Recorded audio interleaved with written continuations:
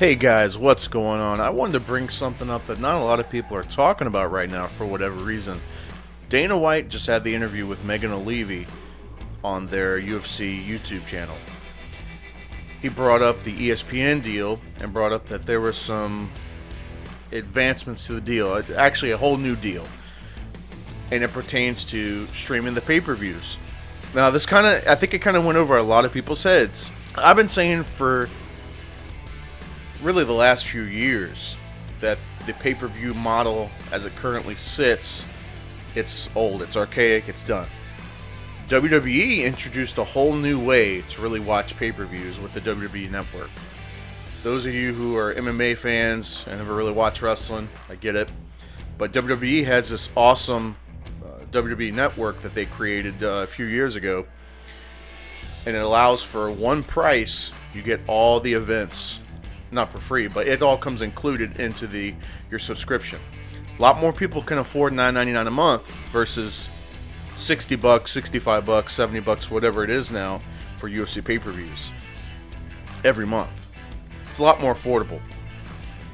I'm thinking this is the direction that they're going. He didn't come right out and say it, but I think that the UFC pay-per-view model is going all towards a streaming platform. I think ESPN Plus is that platform.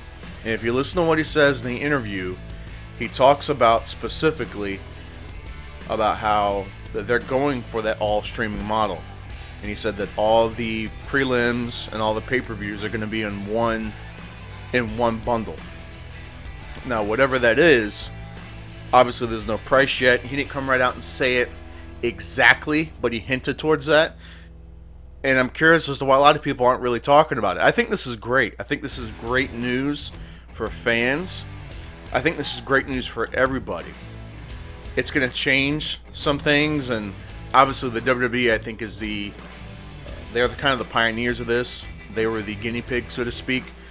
They needed to reach a certain subscription number before it started being profitable, and I think they hit that number within a few months. They were already hitting that mark, and they were already profitable, and now it's through the roof, and they're not missing that old pay-per-view model. I believe you could still actually get pay-per-views the old school way, but no one gets that anymore if you can watch it for $9.99.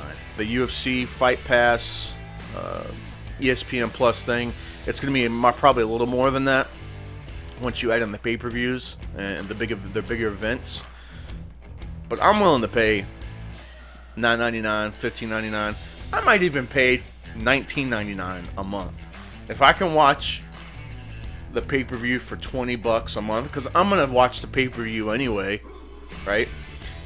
And it also sounds like to me, with the prelims and the bigger cards going to the ESPN Plus, I think what he's doing with the UFC Fight Pass, it's not going away. It's still a separate entity, so to speak. But I think that's where all of his Ultimate Fighter, Contender Series, and all the different little odds and ends shows like that, that's where they're going to be held, is right there.